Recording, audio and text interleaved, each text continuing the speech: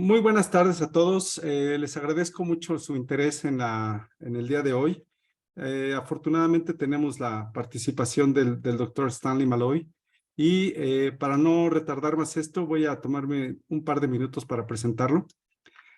Como saben, el día de hoy estamos celebrando el Día Internacional del DNA. Cada 25 de abril se hace esta celebración. El doctor seguro les va a platicar por qué.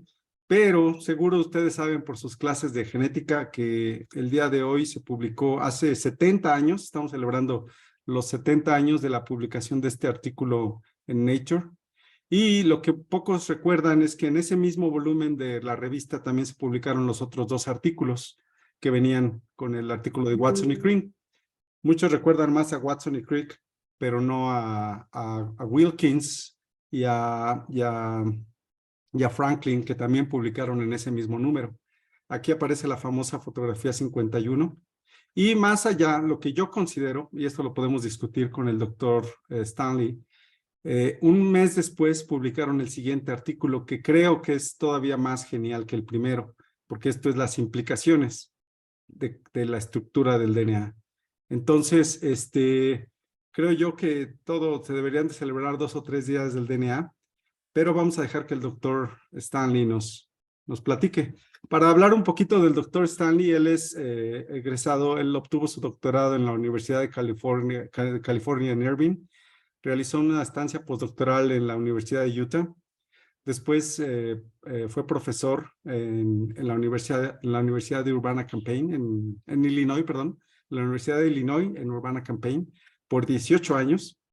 Posteriormente se movió a un lugar más calientito, a San Diego, a la San Diego State University, en donde sirvió como dean del Colegio de Ciencias por 11 años. Actualmente es un VP, que le podremos preguntar a él qué es, emérito para investigación e innovación y profesor en microbiología. Es miembro de la Asociación Americana de Microbiología, de la Sociedad Americana para Microbiología, de la cual fue presidente. Recientemente fue electo como miembro de la American Association for the Advancement of Science, que es la que edita la revista Science, que es muy prestigiado pertenecer a esta asociación.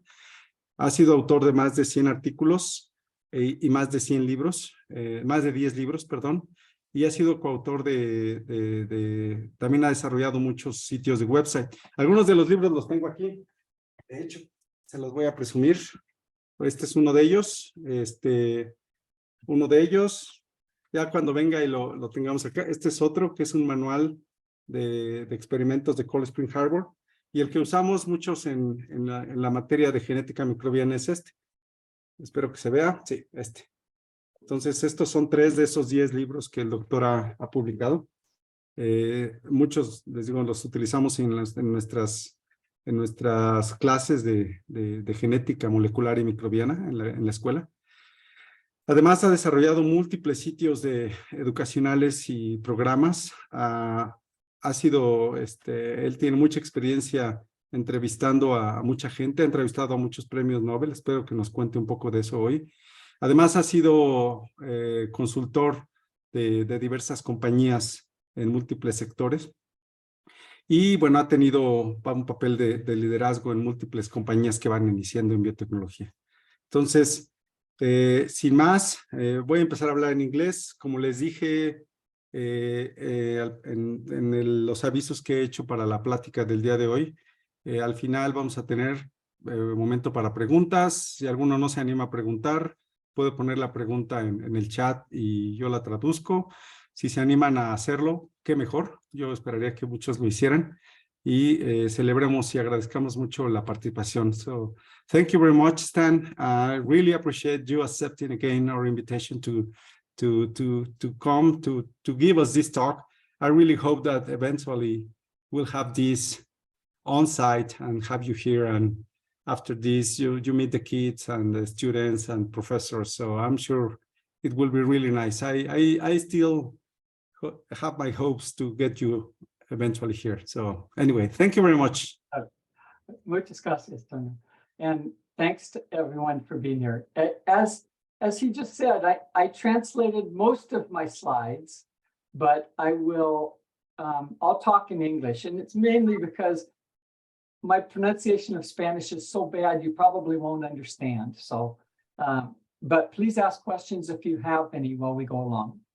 So it's really wonderful to recognize the International Day of DNA. By the way, one of the things I do is say DNA and RNA instead of reversing them like in Spanish. But and it really represents a tremendous amount of change in biology, that understanding what DNA was and how DNA worked allowed us to think differently about things. So today is the 70th anniversary of the first publication of 3 papers in Nature that described DNA structure, as Antonio mentioned a minute ago, and also the 30th anniversary of the Human Genome Project, which was timed to coincide so that they would happen on the same day.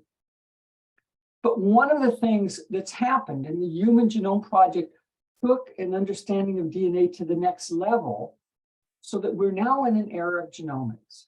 Right? And so you say, I want to tell you why genetics, traditional genetics, is really important even in the era of genomics.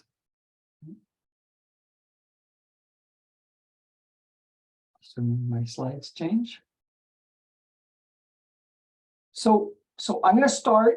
I'm going to give you a little bit of history with a couple of slides.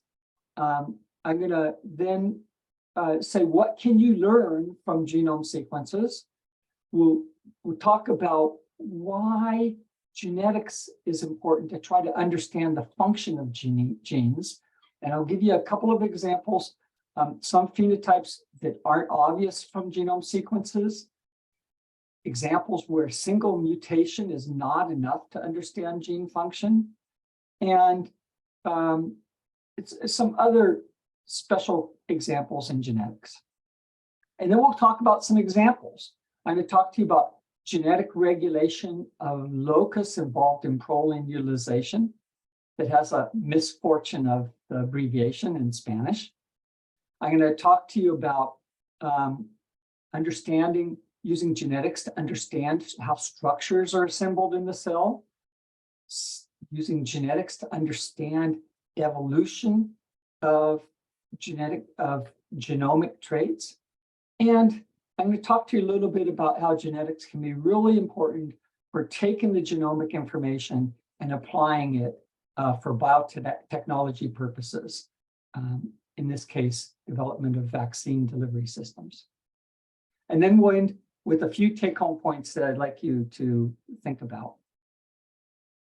So the 2023 Day of DNA is the 70th anniversary of, and it's about these papers here. So Watson, Crick, and Wilkins got the Nobel Prize for their work on this. Franklin passed away before that time, so she wasn't part of the process. But one of the key things was their work made people think the structure of DNA is beautiful because it explains how things work. It makes predictions that can be tested. And many of those predictions really relied on one key place in the world. And that place is Cold Spring Harbor Laboratory. It's on Long Island in New York, about 30 miles or so from New York City, in a very rural place right on the water. And it's a whole collection of buildings that have a focus on science.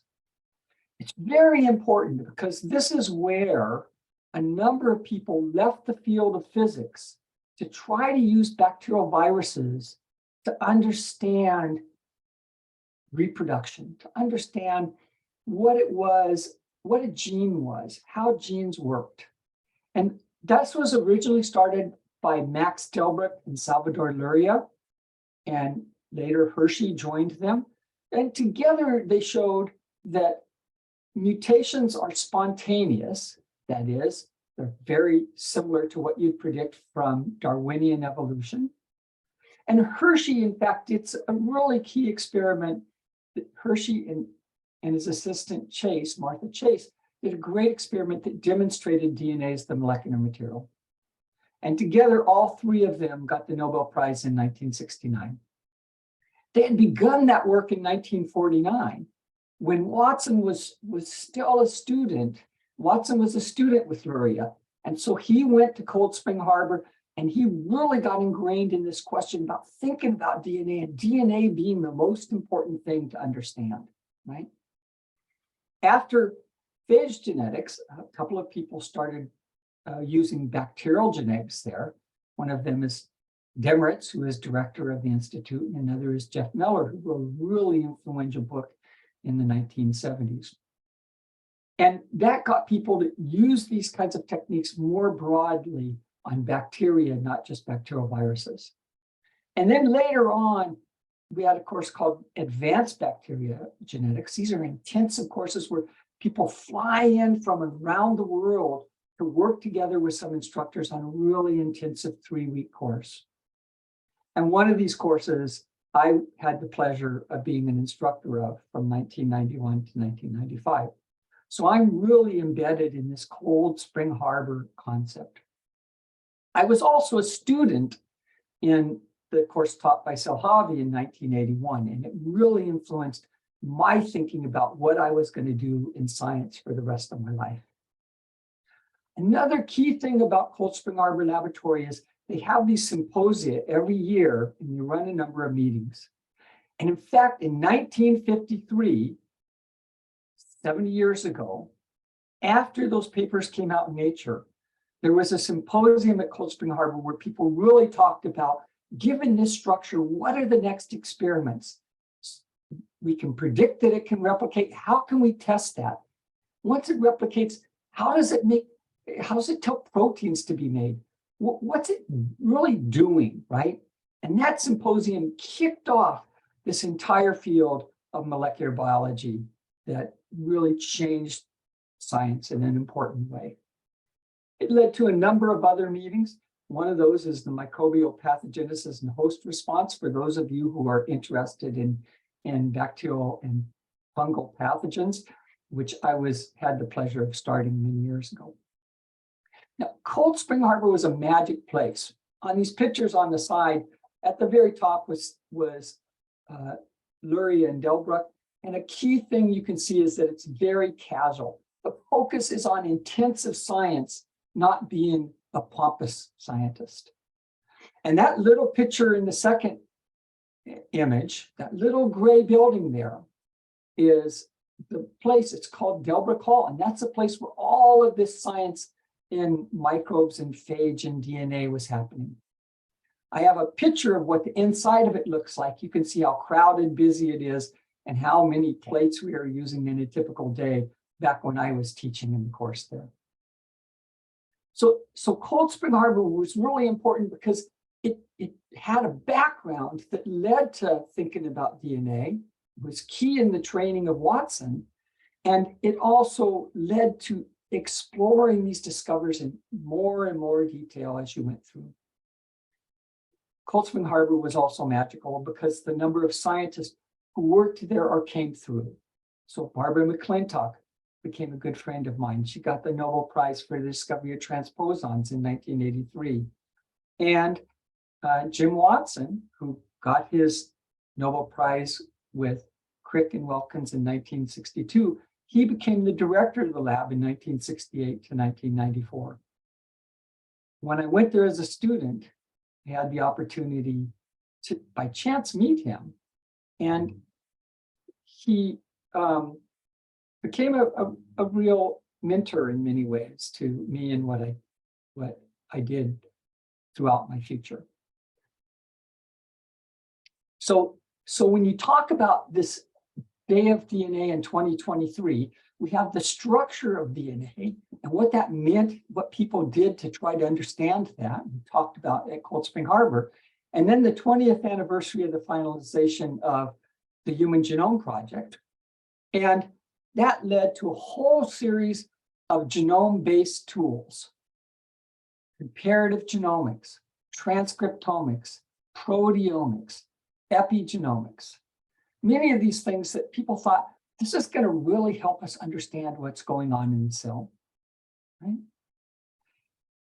Despite all of these tools, despite this entire change in science, you could ask the question, why do we still need genetics nowadays, right?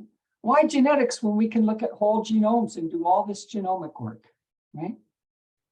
And a real key question is, despite the term functional genomics, in many of these cases, these studies will give you hints about what particular genes are doing, but they can't prove that's what they're doing.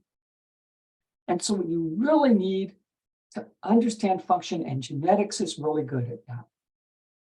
A term that was coined by a well-known scientist many years ago is a functionator. So you can have a sequenator that tells you the sequence of DNA, that's a machine, or one that determines the sequence of a protein, again, a machine. But the functionator, the best functionator is actually genetics. Okay. So I want to step back a little bit, because I'm going to talk you through a lot of different parts of genetics and genomics. I'll give you a little insight into how I fell in love with thinking about genes and DNA, right? So I got my master's degree working on a bacterium that grew in pond water called microcyclus. It was impossible to do genetics in it. So I did a lot of biochemistry to understand cell division. I worked really hard to figure out what the key change was, and I thought I understood it. But the problem was I couldn't prove that that was a key change that was so critical for cell division. I could say it was correlated, but I couldn't prove it, right? So that made me want to do a PhD on an organism where I could do genetics. So I did my PhD on E. coli fatty acid metabolism. In that case, I isolated a number of key mutants in different genes that helped us understand fatty acid metabolism and how it was regulated. But in each of these cases, I really had one mutation per gene. Very important, but I felt like it wasn't enough. And so I took this Cold Spring Harbor Advanced Bacteria Genetics course as a student while I was a graduate student. And in that course, I learned how critical it is to have multiple mutants if you want to understand the function of a gene, how to use gene fusions to help understand aspects of a gene. And that was when I learned how to clone genes and express genes from clones. I did a postdoc on Salmonella genetics. In that case, I really understood the power of having many mutants, using fusions to understand function. And I began doing sequencing of DNA then. And then I became a professor. And as a professor, my lab worked on a very fine structure of genes where we had many mutations in every single gene. We began using PCR very early after it was developed. We started doing comparative genomics of Salmonella to understand differences between organisms. We did proteomics to understand protein function, and we did a lot of metagenomics. So my career, I'm going to tell you why genetics is important. But in fact, in my own work, we've used all of these different tools. So I'm not saying genomics isn't good. Genomics is very powerful, but there's still a real important need for genetics. So, all right, what can you learn from the sequence of a genome? Well, you can compare sequences in different organisms to determine how those sequences differ with organisms that may have different functions. You can make guesses about what the function of certain genes are based upon genome sequences. In some cases, you can even, if you make a prediction of a gene function, you can even clone the gene, potentially introduce that gene into the cell and determine if it has a certain kind of phenotype that you would expect from your prediction, right? And you may be able to use the genomics to make a mutation in a gene using that clone and to see if that mutation has the result you predicted, right? So you can use genome sequences for a variety of different things, right? But here's the challenge. The challenge is that when you look at genome sequences are basically a very, very large number of different mutations in the DNA that have occurred over eons and eons of time, right? Sometimes you see, when you do comparative genomics, you can see that, oh, there was an insertion into a particular site. That insertion may give you a gain of function, some new function you didn't have before, or it may cause the loss of a function of a particular gene. So you don't know which one of those functions might be more important. A deletion mutation, usually because you've removed part of a gene, results in a complete loss of function, but not always. Sometimes it can fuse two different parts of a gene to produce some new function. And a point mutation sometimes results in loss of function, but it can also result in altered function, right? So you can't just make simple predictions based upon seeing a particular type of mutation about what's going on, right? So one of the other things that can happen very often in cells that you can't easily predict from a genome sequence is that sometimes there are multiple mutations that can result in a single phenotype, right? So in some cases, it can be a suppressor mutation. Suppressor mutation allows function even when you have one mutation, or sometimes it accentuates a mutation, and that's called a synthetic lethal phenotype. Right? So here's a simple, very old example. This is Salmonella, a strain of Salmonella called LT2. This is the operon that's involved in histidine biosynthesis, a whole group of different genes involved in multiple steps of this pathway. Right? And this region labeled O is a regulatory site just upstream of those genes. Right? So you can influence function of these genes by mutations here in this region called O. But if there's a secondary mutation here in HIS-R, here in HIS-S, here in HIS-T, it can make that first mutation invisible, right? So the two mutations together can overcome a defective phenotype. So when you're looking just at genome sequences, even if you see a change here, you may not know these are key places that could have another change. So you would predict that this function was either up or down, but you wouldn't know without doing a direct test. This is an example of synthetic phenotype. Sometimes you can have two genes that are wild type, that are normal, and when they're both normal, the cell lives. If one of them is mutant and the other one is normal, the cell lives. But if you have mutations in both of them, and they can be very distant from each other, but a mutation in both results in death. Okay? So this kind of synthetic phenotype, for you to see the phenotype, requires two different mutations. Again, when you're comparing genome sequences, unless you knew about this in advance, it would be very, very hard to predict in many cases. Okay? So actually, let's see if I can go back. So one of my early teachers, the person who taught me at this Cold Spring Harbor course when I was a graduate student, he said that genetic analysis does not end in a null mutation, right? That means a mutation that simply results in loss of function of a gene is not enough to understand what's going on, right? If you want to understand a biological process, you need a lot of different mutations, mutations that affect the gene in different ways, right? And affect different parts of that gene. So, so how do you find those many different kinds of mutations that you're interested in looking for? This is a classic approach for finding mutations, but it's really important to think about, right?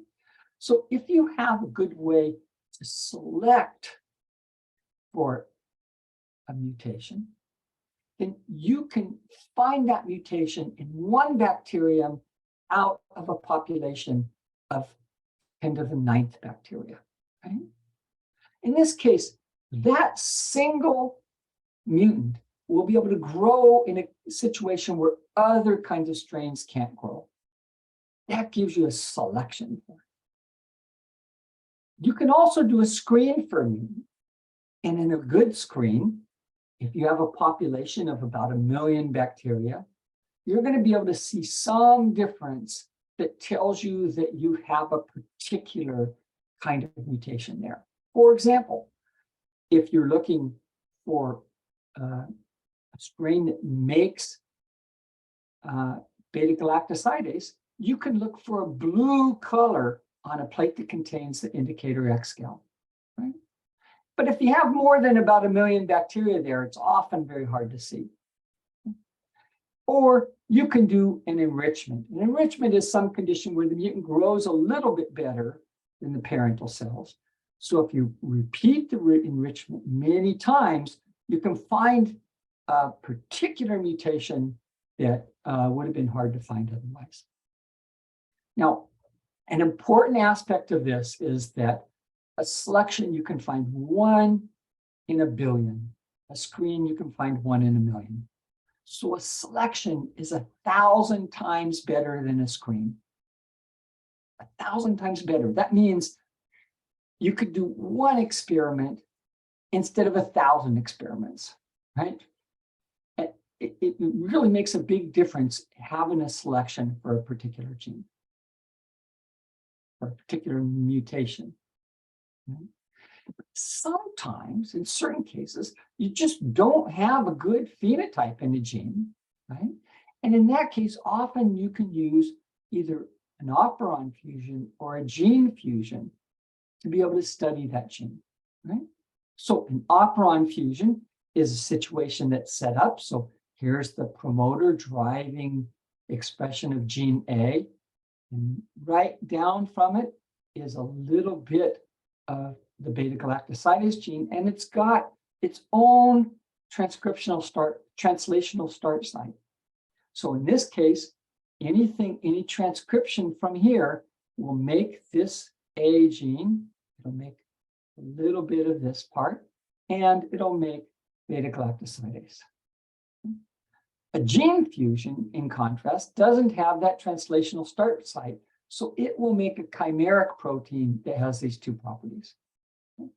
Now, the reason this is so good is because people have studied beta-galactosidase for a long time. And so it's really easy to study how much beta-galactosidase has been expressed, to find a mutant that makes more or a mutant that makes less, right? So if you hook up one of these fusions to your particular gene, you have a way of really finding mutations that impact your gene, all right? So, let's talk about some examples of where you can use genetics to understand biological function, right? And I'm going to do 3 kinds of examples here. We'll talk about regulation of genes, where mutations can tell you a lot. We'll talk about interaction of genetic process that are needed for other cellular components, and we'll talk about assembly of cellular structures using genetic approaches. Right? Okay, so the first example I'm going to give you is something that my lab worked on for many years, and it is Salmonella can use proline, amino acid proline, as a sole carbon or nitrogen source. Right? So it can grow on a plate where you have proline and you don't have any glucose and you don't have any ammonia. Okay? Now, it ends up that we had hints that this was a really interesting regulatory process. Now, we were interested in this because if the cell's degrading proline, how does it have enough proline for biosynthesis to make new proteins? Okay? So we wanted to understand how this process was regulated. Okay? Here's a basic process. Proline gets transported into the cell via a protein made by the PUT-P gene that's in the membrane. Once inside the cell, an enzyme made by the PUT-A gene catalyzes proline degradation to pyrroline 5-carboxylate. And then that same enzyme catalyzes the conversion of pyrroline 5-carboxylate to glutamate. Okay? Now, in this first enzymatic step, the enzyme has a tightly bound FAD, and it gets reduced and has to transfer electrons to the membrane. Okay? It's kind of complicated, but a pretty basic biological process. Okay? So when we look at the genotype, so we have a PUT-P and PUT-A gene here. We're looking at ability to grow on proline. We're looking at resistance to an analog of proline called dehydroproline. Okay? Now, dehydroproline can be transported into the cell by this PUT-P protein. And once inside the cell, if dehydroproline is there and it gets incorporated into proteins, those proteins are unstable. And so the cell will die. It just makes a bunch of junk proteins and it dies. Okay? So in a PUT-P plus PUT-A strain, you can grow on proline because you have all of these processes. And you're sensitive to dehydroproline because it can be transported into the cell via the PUT-P gene. Okay? On the other hand, if you have a mutant that lacks PUT-P and PUT-A, you can't grow on proline. And you're resistant to dehydroproline because you don't have the transporter. Okay? Well, what if you have a PUT-P mutant that's PUT-A plus? In this case, you can't grow on proline because you lack those enzymes.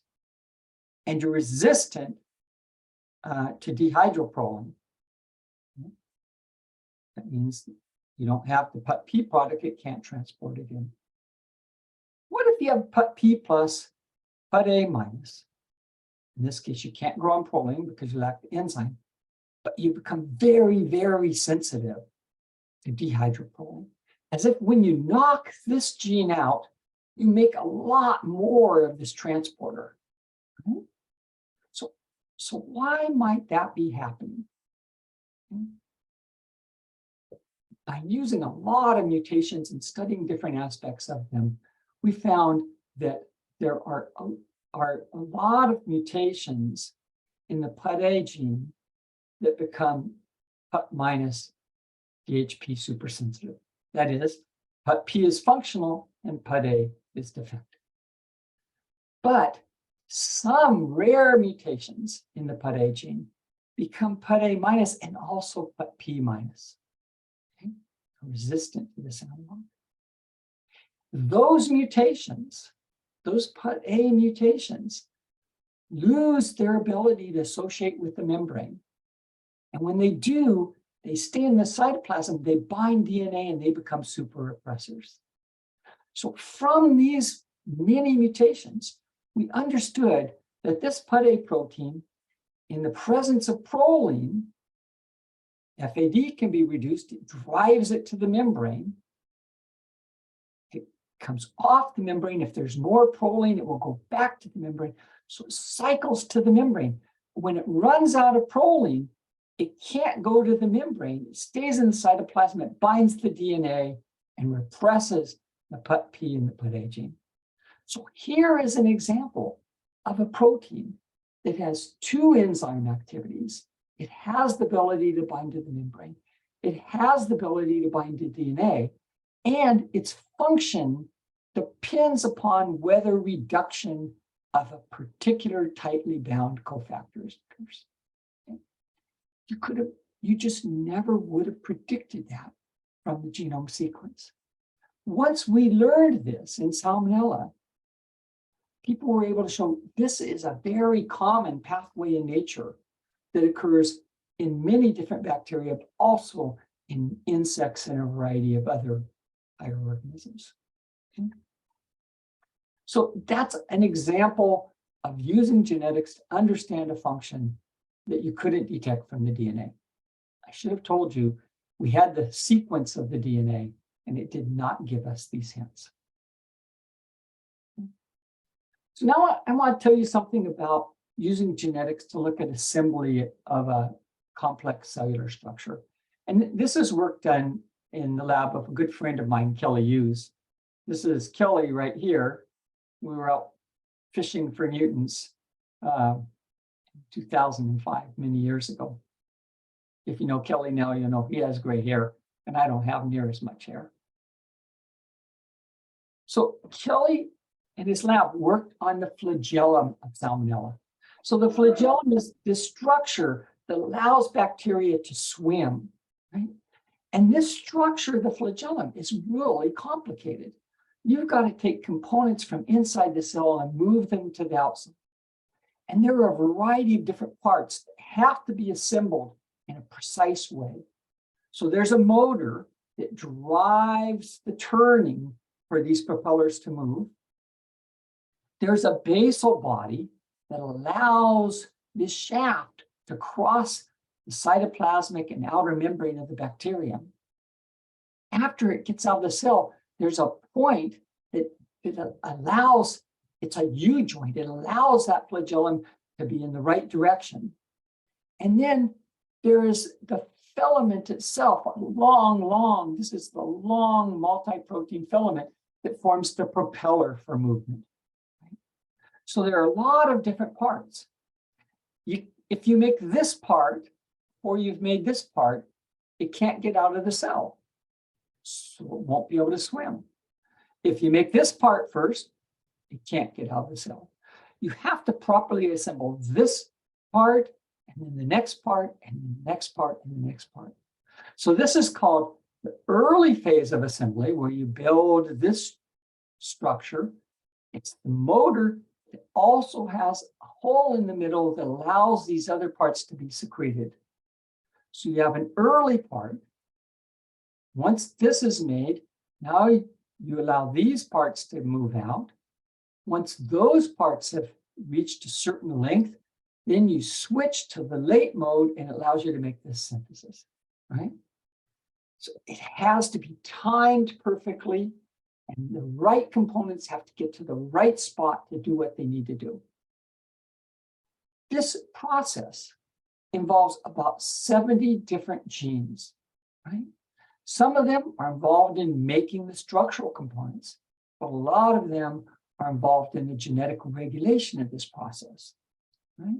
So Kelly's lab wanted to understand, how does this determine the right sequence?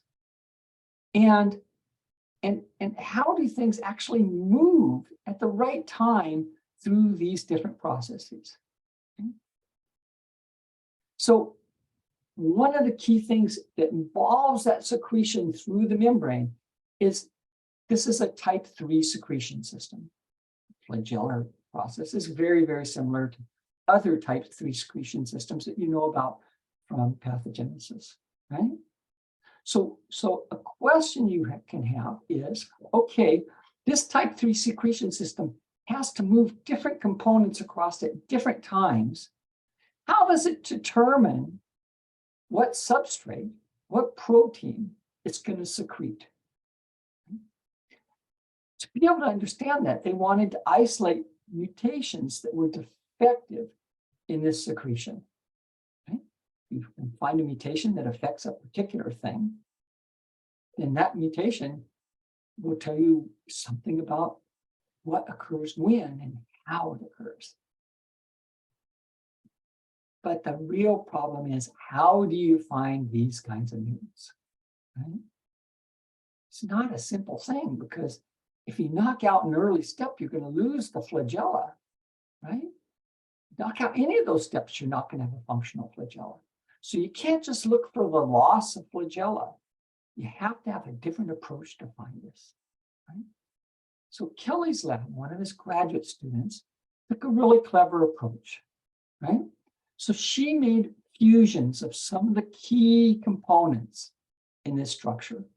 So in this case, the gene it's called FLAG-E, LGE, and it's fused to the BLA gene that encodes beta-lactamase.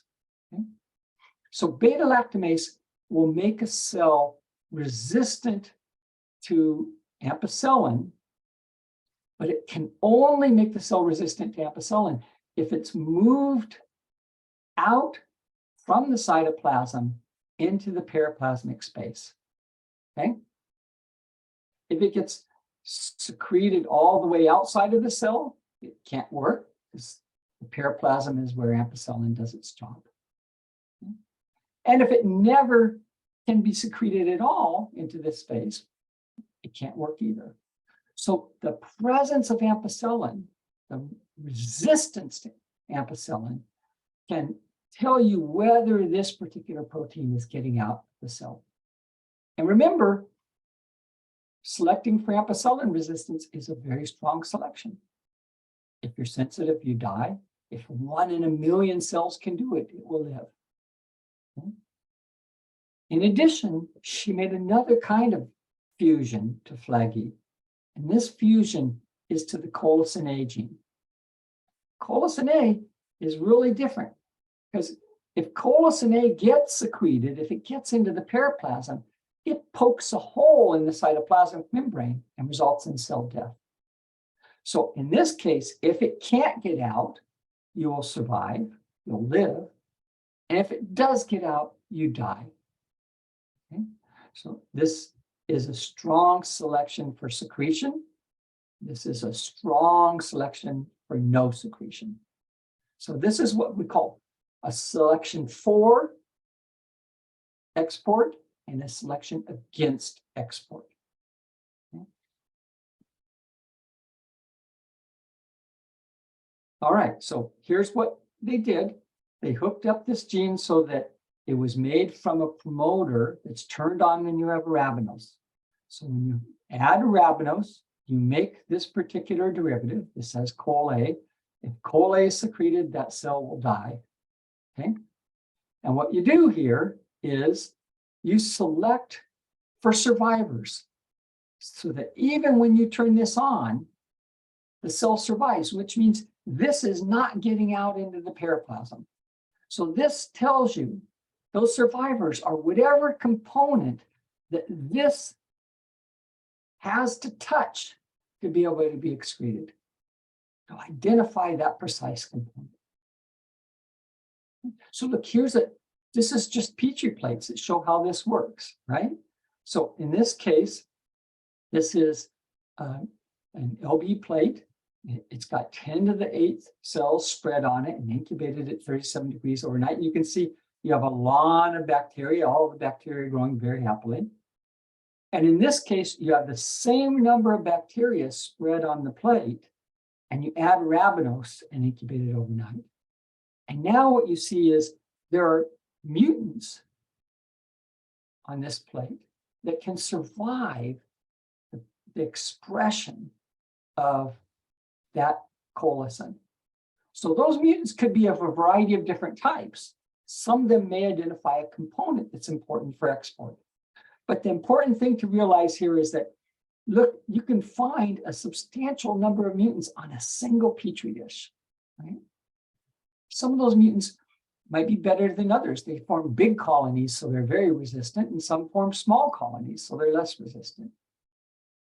Once you've found those mutants, you can say, okay, can they still export beta-lactamase, right? And so you can learn about whether that export process is specific for a particular portion of this protein right here. Okay? So here's an example. Isolate mutants that are resistant to the colicin. Okay? They survive arabinose plates. You can isolate then mutants that can secrete ampicillin. That means there's got to be a mutation here that will recognize this. And then you can find some that block both functions and it will become ravenosa and ampicillin sensitive. So these mutations define particular components in that secretion process and tell you the order in which they act to make that really complex, big structure. Okay.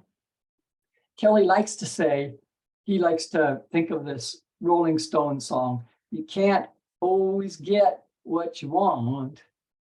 You can't always get what you want, but if you try some time, select, and your selection's fine, you get what you need. And this is a common idea in bacterial genetics, right? You can design a genetic selection for a particular kind of mutation, but you don't know what you're going to get until you get it. And what that means is that sometimes you learn things that you hadn't predicted, that you wouldn't have been able to predict.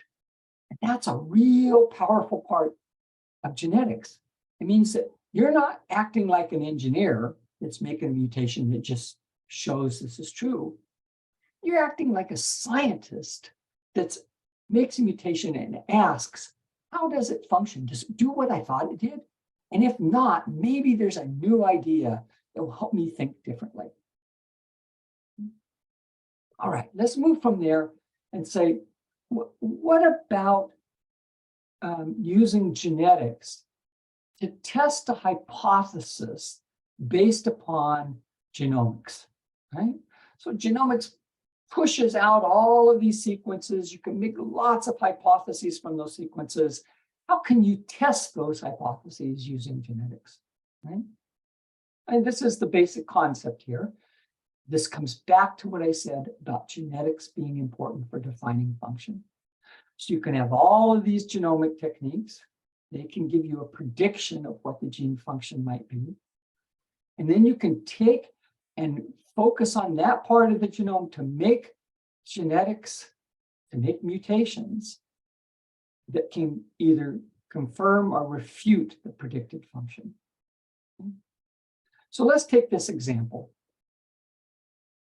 If you've heard me talk about Salmonella host specificity before, this is a great example of where we've done this.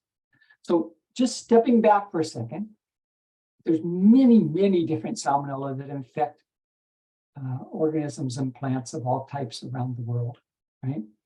Some Salmonella are generalist. That includes Salmonella typhimurium. I like to say typhimurium can infect anything that can fly, walk, or crawl on the face of the earth. It can also infect a wide variety of plants.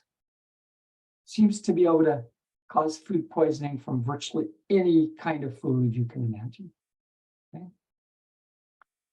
These generalists, like typhimurium, when they're injected into a biopsy mouse, the LD50, the lethal dose 50, is less than 10 organisms.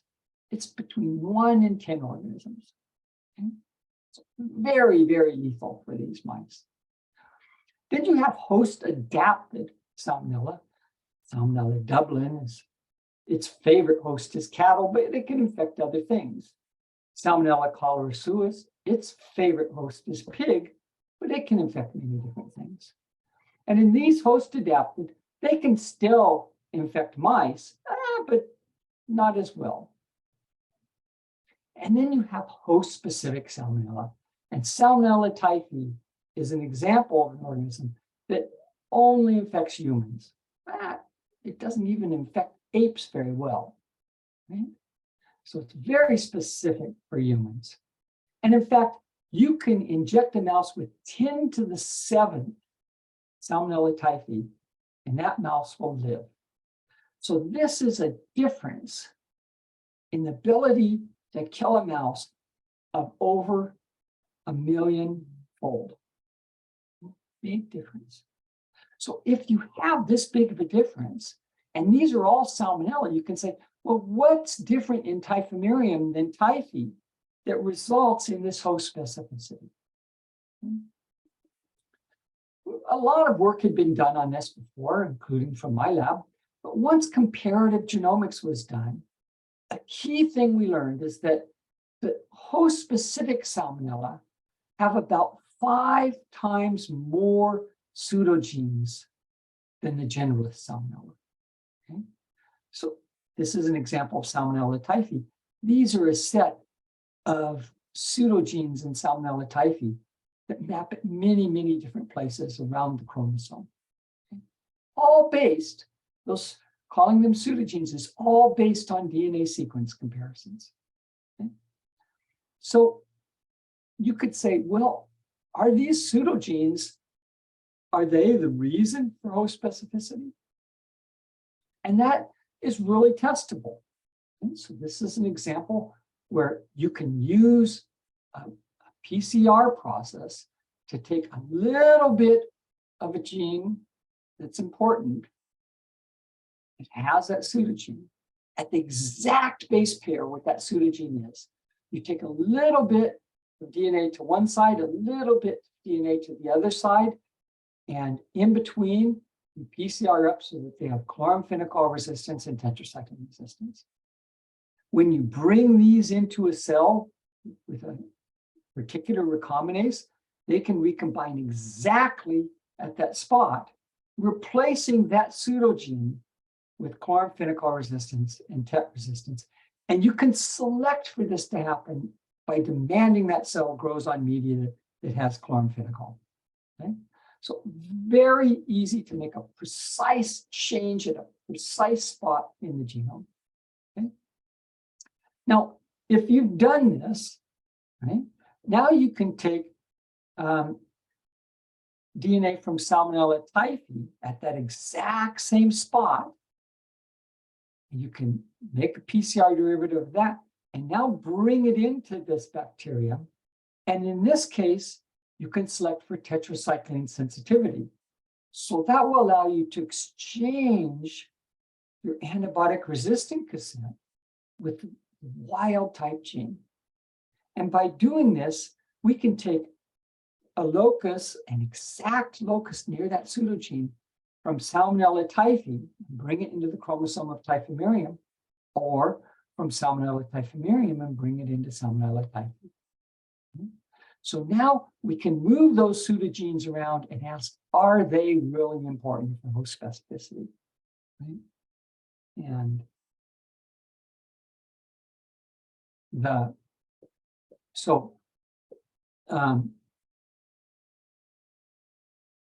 I seem to. All right. I'm going to go on to something and come back to host specificity. In addition to those pseudogenes, one of the things that happens in the host-specific Salmonella is they have rearrangements that occur by recombination between these ribosomal RNA genes. So in all enteric bacteria, there are 7 copies of ribosomal RNAs because the ribosome is so important for bacterial growth, right? But in Salmonella typhimurium, they always have the same order when we look at any Salmonella from nature. And in Salmonella typhi, they rearrange a lot to form these different kind of structures, right? So you find multiple different chromosome arrangements in typhi, in the host-specific organism, that don't occur in typhimurium, the generalist Salmonella. Okay? So we wanted to know why those rearrangements occurred. Okay? And the prediction was that, well, maybe they occur for some biochemical reason. Maybe, for example, maybe typhi just undergoes recombination a lot more than typhimurium, right? If that's true, if it's a biochemical process, that process should happen whether the organisms are in a test tube or whether they're in a host. So the prediction is that in a test tube, typhimurium would show this recombination. Typhi would show this recombination much more than typhimurium. However, maybe there's some ecological reason, in which case they have to be in a particular niche, like in a host. And in that case, if you looked in a test tube, typhi and typhimurium would be the same, right? So we could test this process using a genetic approach in the bacteria, right? And if you wanted to determine the frequency of how often the chromosome rearranged, you could do it to a few things. We could design an easy approach using a recombination between LAC-Z. That didn't show a difference between typhi and typhimurium, but it's a totally different thing. That's recombination in LAC-Z. It's not recombination in the ribosomal RNA operand. We could use PCR to look at recombination by using PCR primers from the ends of different genes. And the trouble with this is, because there's so much ribosomal RNA in the cell, the ability to detect an event like this is about 1 in 100. You can't detect them any more than that.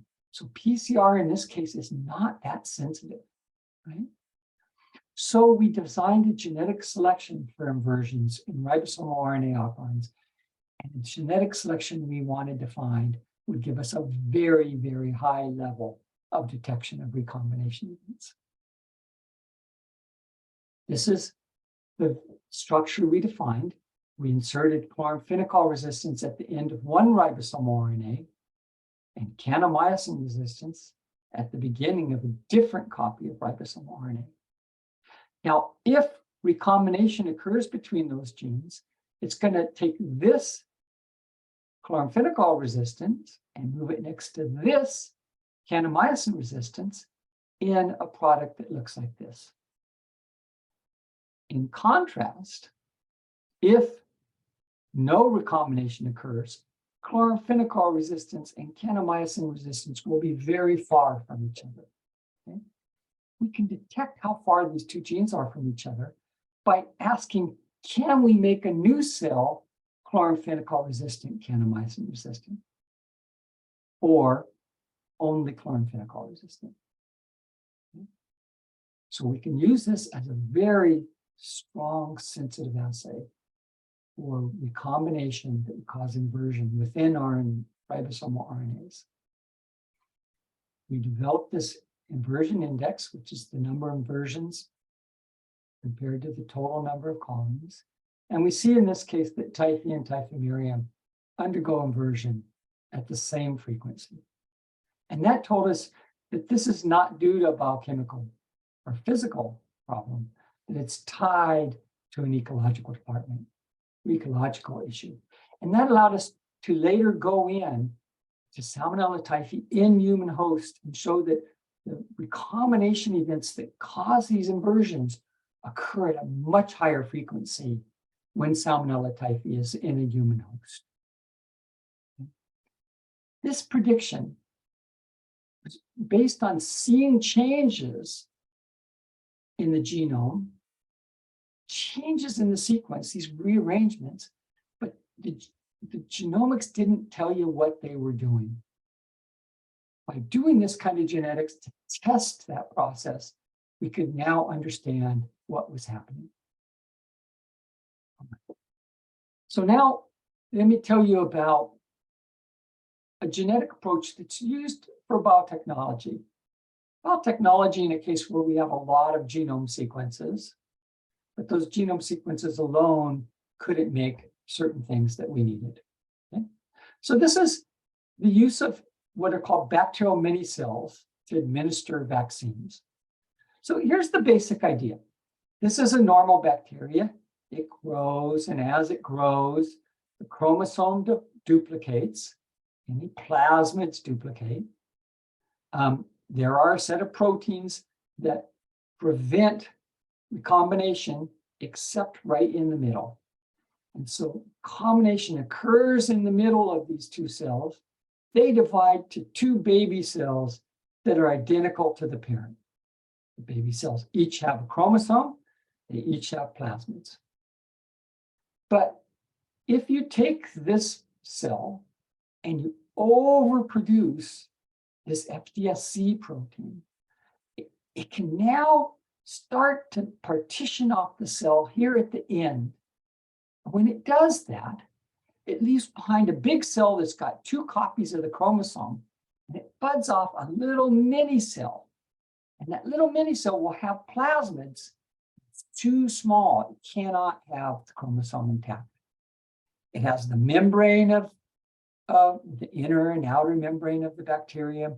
It has the transcription and translation machinery. It has the export machinery.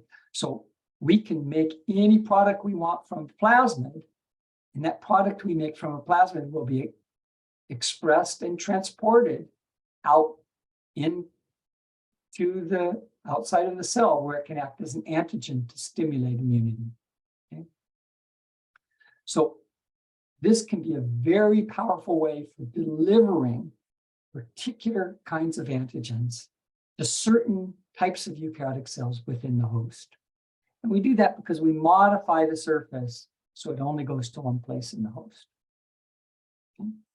Now, to produce those many cells with FDSC, and we modified the chromosome so that we stuck inside of the chromosome a regulator that can bind and turn on very high levels of FDSC. And what that does is it takes us from a situation where we make a few mini cells to where we can make the whole population turn into mini cells when we add the inducer. So here's an example. These are uninduced cells, and you can see that they're about the same size. These are dividing normal cells. Okay?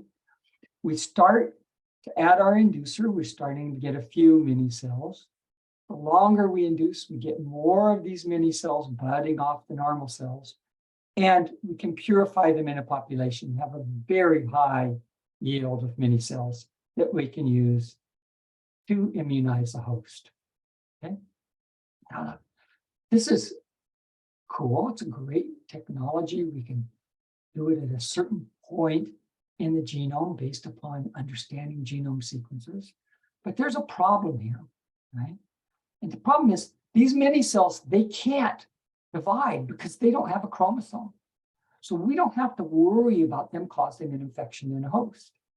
But what happens if in this population of mini cells, even if there's one normal cell, that could cause a serious problem in a host? So what can we do to kill any normal cells in this population? Okay. So what we wanted was a system for bacterial suicide that would allow us to kill any normal cells. And we had certain things that we needed. The killing of the remaining bacteria had to be very, very efficient.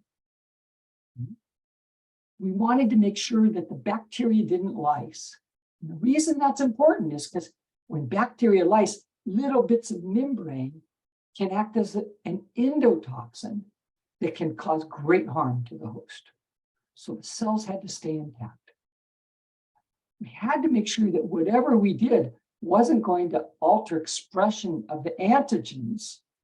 Right? So we didn't want to use something that blocked energetics of the cell, so we would prevent transcription and translation. We wanted it to not affect those normal processes. And it had to be something that wouldn't compromise the safety of using this vaccine in humans. So for example, we didn't want to use an antibiotic because then we would be exposing humans to a lot of antibiotics. Okay? So basically, what we wanted to do was we wanted to take this host cell and do something that eliminated the chromosome, left the remaining cell intact. Okay? So based upon genome sequences, we knew the following. We knew that in this, here's a bacterium, everywhere there's one of these ribosomal RNAs I told you about earlier, there's a specific site that is cut by a particular endonuclease called ICEU1. It cuts here, here, here, at each one of these ribosomal RNAs. It results in a double strand break. Basically, it cuts the chromosome into a lot of pieces.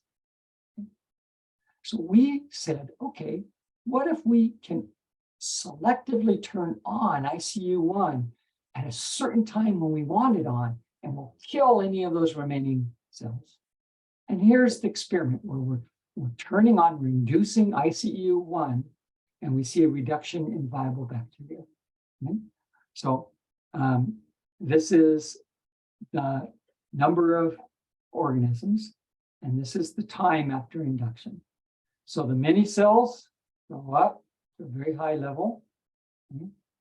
If we don't have ICU1, you can see that we still have some contamination of parental cells in that mixture. And if we add ICU1, we can see that it kills by over 1 million-fold. So it doesn't impact our many cells, and it makes this a safe product to use in humans. Okay? In fact, these many cells are being used by the company Vaxion to provide cancer therapeutics into humans right now, and it's in clinical trials. All right. So the basic idea then is to say, why genetics? Why is genetics still important? And these are the take-home points. By the way, to me, the translation of take-home points is very clumsy, and it's such a nice term. Okay. So here's the idea, right? Having different types of mutations is really important for understanding the function of biological processes. Okay. So genetics involves more than a null mutant, a knockout mutant, a mutant that just destroys function. Okay. You can never have too many mutants. The more mutants you have, the more you can learn about a particular function. One selection is worth 1 million screens. Right? 1 million screens for mutants. And whoops. The phenotype, when the phenotype that you select for may tell you about interactions with different gene products, right? So it doesn't only tell you about that particular gene, it can tell you about genetic interactions, right? And, whoops, all right, I'm clicking too much.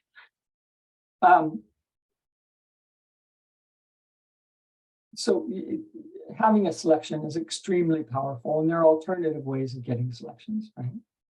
And the key thing about some of this is that many of these processes that allow you to make clever mutations, many of these things have been published in the literature many years ago. I mentioned to you that at Cold Spring Harbor, Luria and Delbruck were doing experiments in 1949. And there are papers you can go into from 1949 and get a new trick that you can use today to probe an understanding of cellular function. But if you only look at the literature today, you're not going to see those kinds of approaches. So it's really important to read very broadly and have a perspective of the literature if you want to understand and if you want to use genetics to be able to really dissect biological processes. So the issue is that the new technologies of sequencing and genomics, transcriptomics, proteomics are really powerful. They really help us understand what's going on, not only in eukaryotic cells, but in bacteria and in bacterial viruses, right? But genetics can allow you to define those functions and identify other kinds of functions that you can look for. Once you've found them in one bacterium, you can do that comparison in other bacteria too, right? And in addition to genetics being this important key functionator, genetics is a lot of fun and stimulating because you're not just reading sequences, you're thinking really hard about how you could do it differently. Right? And this comes back to what I said earlier about fishing for mutants. When you catch a fish, if you have a good lure, it's easier to catch a fish. And when you're doing genetics, if you think really hard about the selections and screens that you can use, you're a lot more likely to get that interesting kind of mutation that's going to be important and help you move further on into the future. So here are an example. I don't expect you to read these, but this will be in the copy that Antonio has. But these are some older references that have a lot of insight into how you can use genetics to understand what genes are doing and to figure out, to test what genome sequences are doing. And sometimes you won't find these references easily when you do your Google search, because often these are older references that you may not find, but very, very powerful references. And with that, say, happy DNA Day. You know, the discovery of the structure of DNA opened up new doors for our understanding life, and genomics has added another powerful tool to it. But when you get another powerful tool, you don't necessarily have to give up the other tool. You can combine them in even stronger, more powerful tool. Thanks very much. I'm happy to take any questions. Thank you very much, Stan. That was really nice. That was really, really nice. So that's already a question here. I mean, I can read it for you. And then I also have my list of questions. Okay. So it's Rebecca Peña is asking, good afternoon, about the Salmonella experiments, where you define the host specificity. That's her question. Will this approach can be also used in taxonomic studies for the ecotype designation in bacterial species? And the third one, I think there's two questions. Well, the third one is thank you for your time and for sharing with us your experience. So that's two questions. Right. So Rebecca, the thing that we've learned about pseudogenes is that there are some pseudogenes that are really pretty important, but they act together. So if we try to understand evolution, it looks like one pseudogene occurred. Let me back up for 1 second. Host-specific organisms very often will live in a particular place in the host for a long time, right? So Salmonella typhi loves to live on biofilms that surround gallstones and the gallbladder, right? So what that means is when it's living there, it doesn't need a bunch of other genes, right? Because it has a very discrete set of things that it uses for growth. And so those other genes temporarily become neutral, right? That means you could mutate it and it'll still survive in that gallstone environment. So what happens is when the organism's sitting there for a long time, if it happens to get a mutation in that gene, it becomes a pseudogene, then it's okay until it comes out to the next step. But once it accumulates one, it may accumulate another, and there may be a set of them that are important for survival in the broader group of organisms, right? And once that happens, then the cell starts to just accumulate more and more mutations because it gets stuck in a certain place. This is what we call Mueller's ratchet.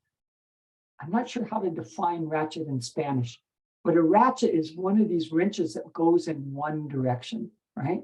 So you accumulate one mutation and then you accumulate another and another and another. And so after a period of time, you may have 100 pseudogenes, but not all of those pseudogenes are important for host specificity. In Salmonella typhi, it looks like about 8 of them play an important role in host specificity. And, um, but it can be a subset. It's not always the same 8 in different host-specific organisms. So in Salmonella paratyphi, it's not the exact same ones that is in Salmonella typhi. But it's a general concept where we now see this in all of the host-specific Salmonella. We see it in other host-specific bacteria as well, like Brucella. Okay. And how I think that would be about the specificity, but how about the taxonomic stuff? Well, so that's where it gets really tricky, because it's a different set of genes that are important in paratyphi versus typhi. So in that sense, it can define the 2 ecotypes, if you would. Ecotype's probably a much better word, Rebecca, than calling them just serotypes, right? But within Salmonella typhi, they all share certain pseudogenes, and within paratyphi, they all share certain pseudogenes, but then there are other pseudogenes that are more random.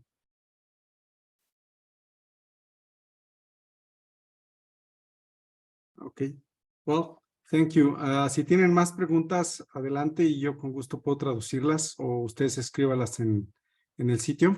So in the meantime, so Dr. Maloy already mentioned this book. So this is the one of the, it's a thick one. It's really nice.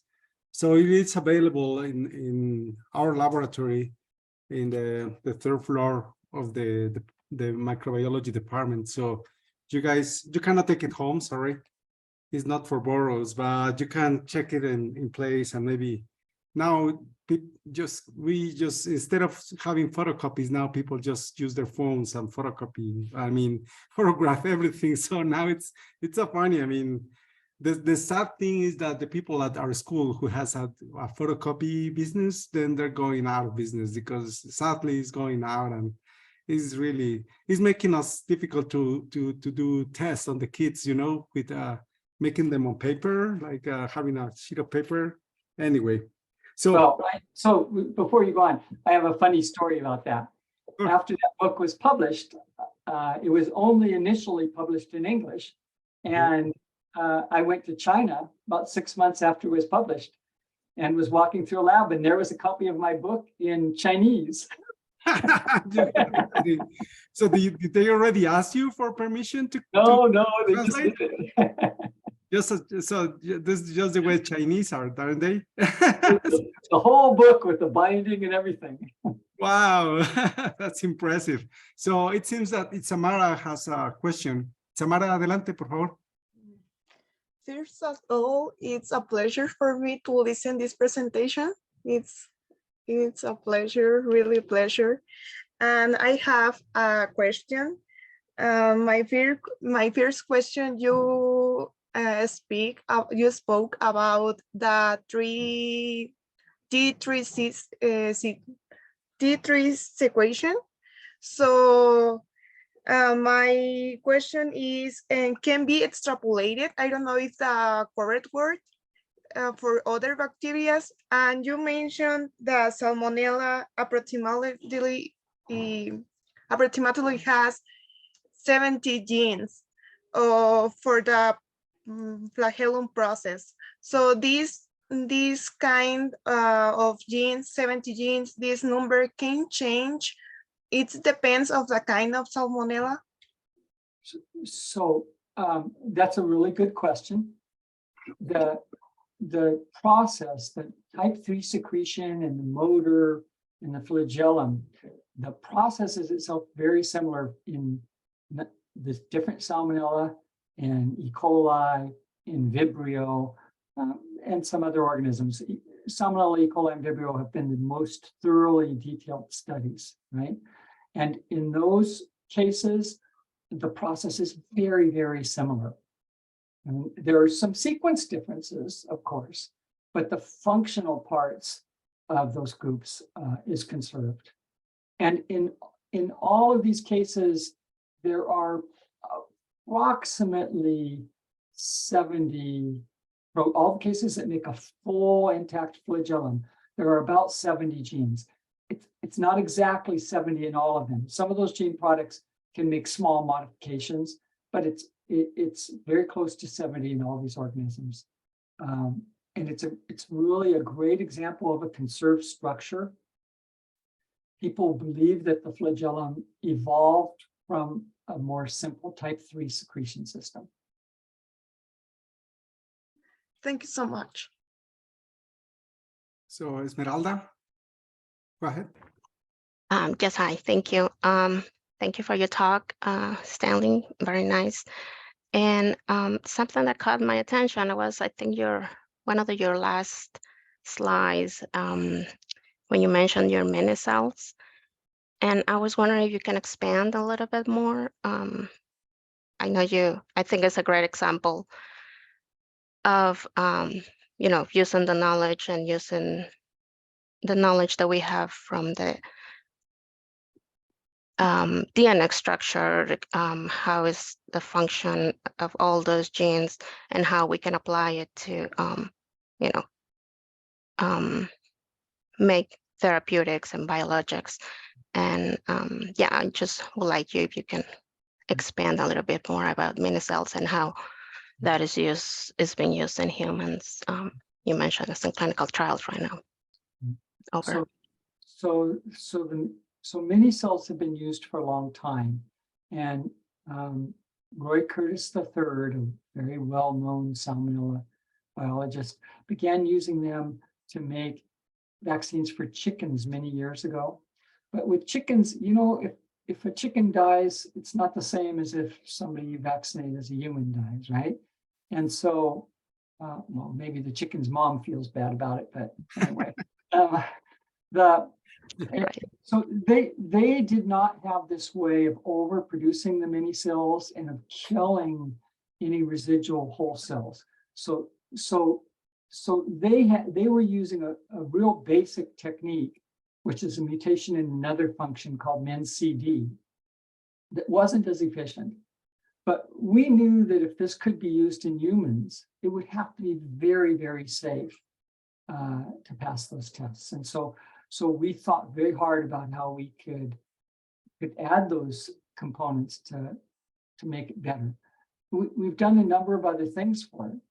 At the time we started doing this, it was before COVID.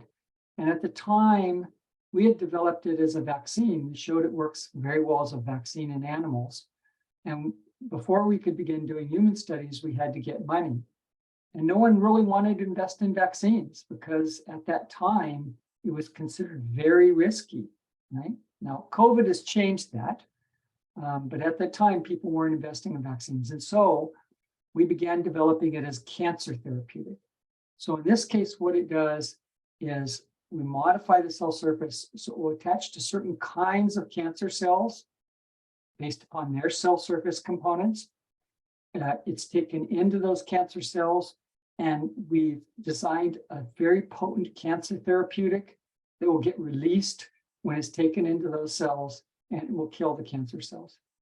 It's gone through phase 1 clinical trials demonstrating that it's safe in humans. It's in the middle of phase 2 clinical trials that have demonstrated in certain specific kinds of cancer, it has resulted in full remission of the tumor. And so we're really hopeful that it will provide yet another approach to help save people's lives. And it's all based upon, the bacterial process. So we're really excited about that. So if I could ask, what is how is administered, parental or oral or? So in the cases, we know it can be administered as a vaccine orally or nasally, but the most potent anti-cancer effect is when it's delivered intravenously, right? So it depends on what you're using it for, how it will work. When we deliver it orally or nasally, it results in a very strong IgA immune response that can block a variety of pathogens. Okay, thank you. I should say, the immune response that we've tested has been in animals. We have not used it as a vaccine in humans. Right? Oh, thank you.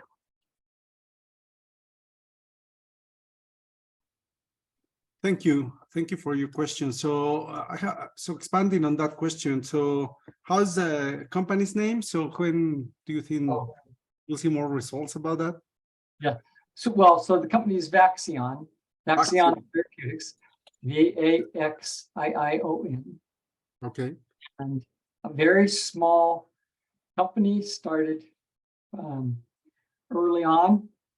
I worked very intensively with the company to develop genetic tools, but now that they're doing studies in humans, I don't have any role. I'm not a physician, so. No, but that's great. So I'm glad you mentioned mini cells, because these days is not very studied in many laboratories. Some people don't even know they were studied. So I like to use them in my grad classes for talking about the protocytoskeleton that the bacteria have. So, because you know, there's it amazes me that sometimes we microbiologists, many, especially the students, they don't know that there is a protocytoskeleton for bacteria, and not because they should have known, because sometimes we teachers fail to teach that bacteria is not just a small bag of enzymes. That, do you remember when people used to call them like that? That was really the meaning for them, I think. So bacteria are just amazing, that they do all these things, and they have evolved and continue evolving. So just amazing. So yeah, I agree.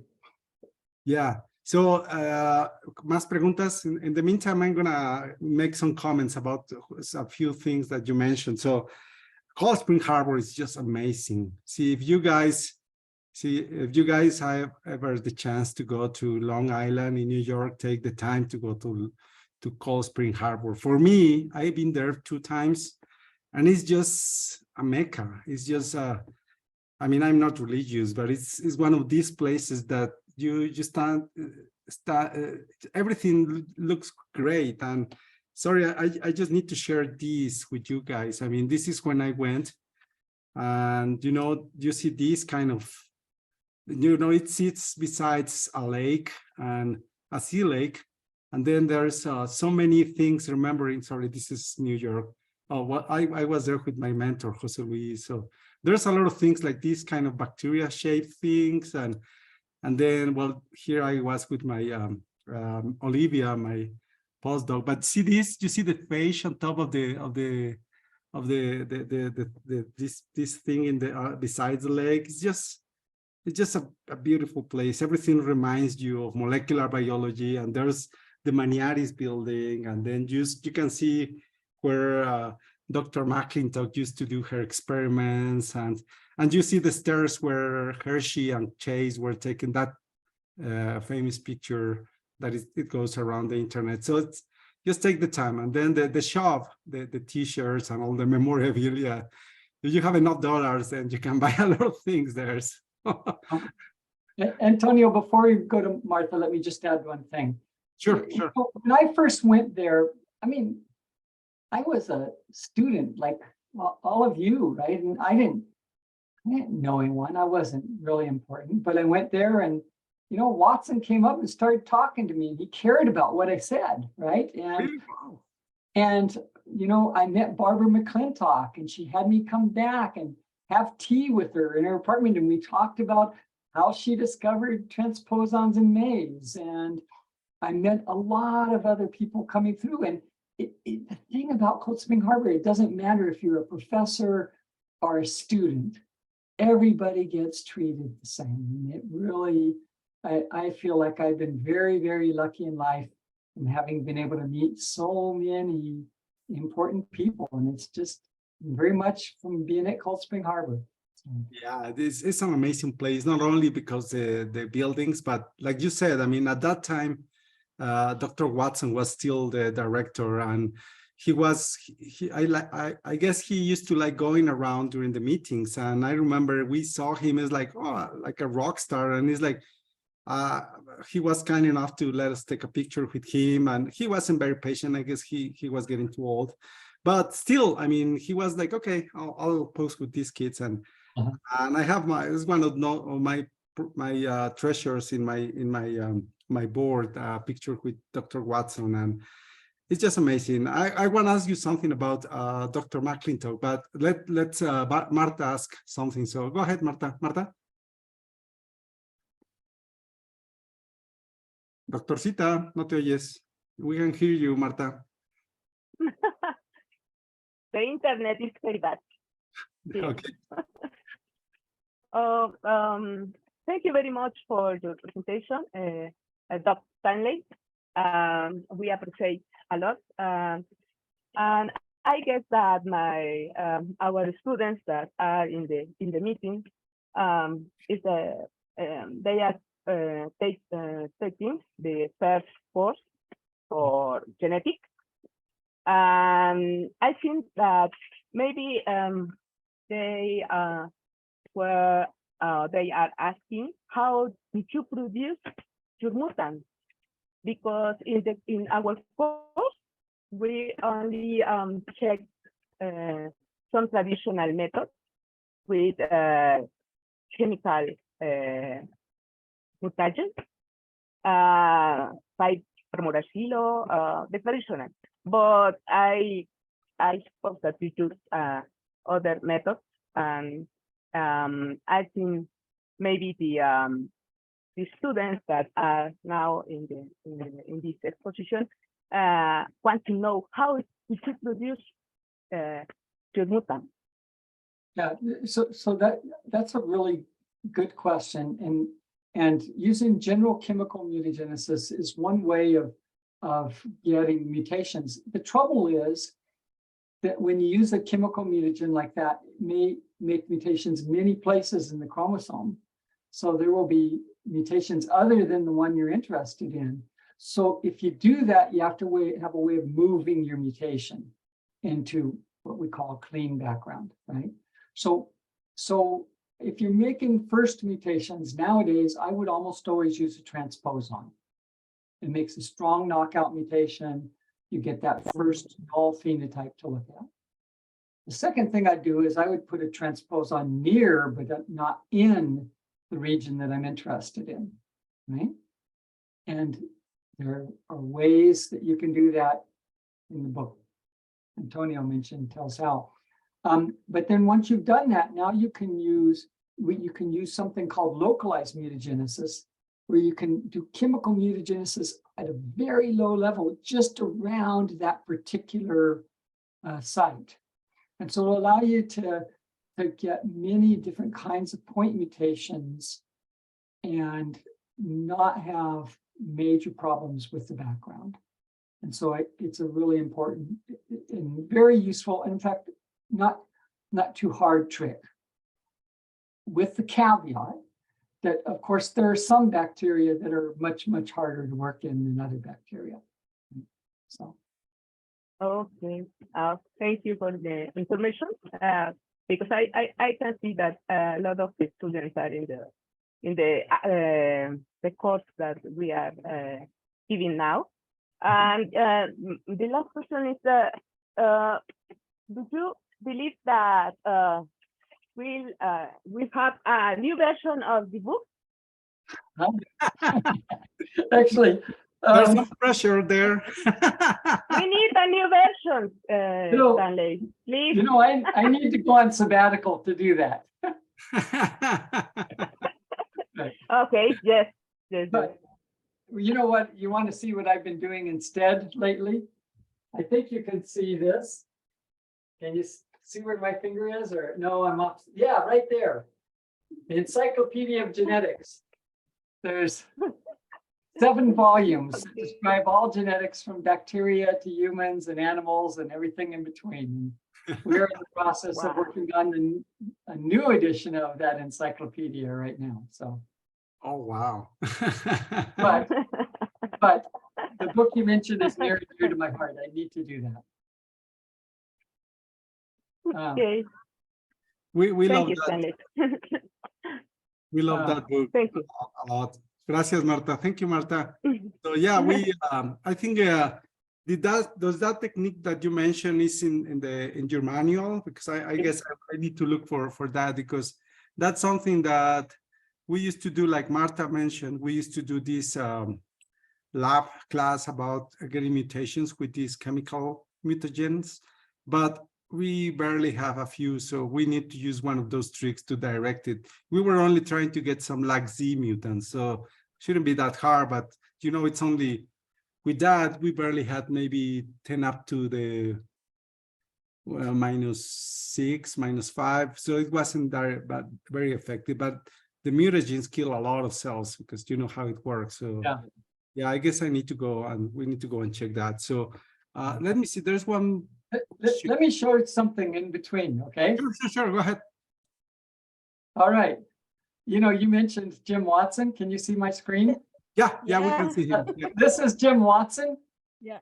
Jim and I were talking at an event together. But the funny thing is, you see, he's got his shirt and his coat. He's wearing shorts. So behind the podium, he's wearing shorts. But that's an interesting perspective. Yeah, I guess that's why you are laughing back there. Right. So he was ahead of his time, because he will, you know, with these Zoom meetings, you don't know if I'm wearing shorts. Right. So we don't know if in San Diego you're wearing shorts either. So that's fun. So there's a question here from Juan Ruben Escamilla. It says, good afternoon. Thanks a lot for your time and sharing with us a little bit of your experience. My question is, why the actual issues in the field of antibiotic resistance in microorganisms? What are the principal goals and challenges for the genetics to solve or reduce this impact? Thank you. That's a really good question. And so I think when you think about evolution, and you think about our use of antibiotics, it's really not at all surprising about antibiotic resistance. If you go back in time, I actually have a whole lecture on antibiotic resistance. If you go back in time, in fact, every time a new antibiotic has been released, usually within 5 years, there have been resistant mutations that were very common. And so I think that what we have to do is we're going to just always have to be developing new kinds of things to counter it, to provide either new types of antibiotics or ways of countering other approaches. So example, a single exporter that exports many different antibiotics can result in a very broad antibiotic resistance. We really didn't have ways of dealing with those for a long time. But now there are a number of groups that have developed ways of the exporters, like a pump that pumps the antibiotics out of the cell, of plugging that pump so it can't do that, right? And so what that means is that if you can stop that export pump, you'll be able to use that whole set of antibiotics until a new export pump evolves, right? And so I think we just need to be developing a lot of new, different, clever ways of responding to the bacteria. The thing is, these events are extremely rare, but look at the numbers. There are more bacteria in an overnight culture in a test tube than there are humans on the face of the earth. Think of that. So sometimes people will say, oh, well, you know, different species of bacteria can recombine, but different species of animals, they can't recombine. Well, the frequency of recombination between species of bacteria is more than the number of animals on Earth that are trying to mate with a different species. And so the numbers alone of bacteria mean that issues associated with resistance are going to be really high. This isn't a problem for now. This is a problem forever. By the way, some of you may know it because I've written about it, but a few years back, I don't know, 8 years ago or so, I was in a country in the former Soviet Union, and I slipped and I cut my leg really bad, and went to hospital, got it patched up, came back, and went to my doctor here, and they looked at it and thought it was going to be okay. And then I started getting really, really sick, and it ended up I had a multiple antibiotic resistance infection. And they tried one antibiotic and they tried another, and I was getting worse and worse and worse. And finally, they were trying an experimental antibiotic. They said, this is the last choice we have. And it worked, right?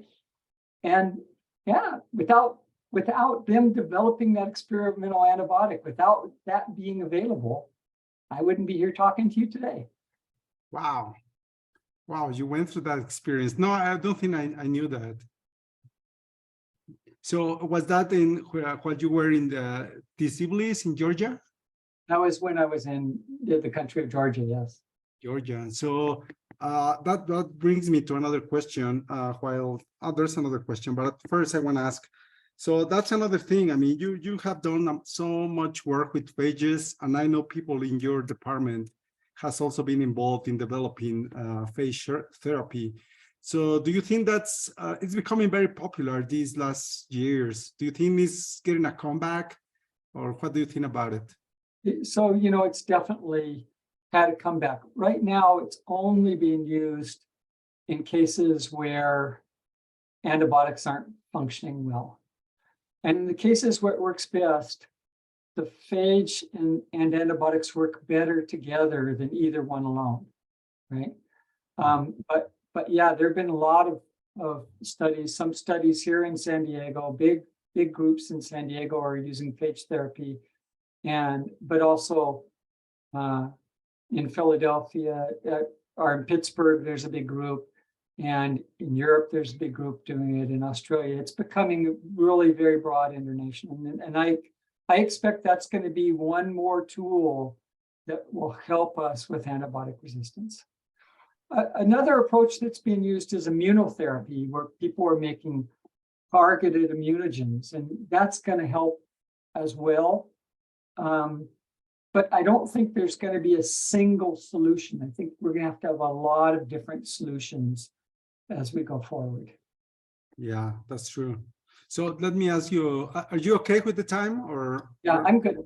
Okay. So Annette Ayala is asking, first of all, thank you for sharing. I found it very interesting. My question is related to the one that was asked before. Can we reverse by sequencing some of the resistance that's been created in microorganisms?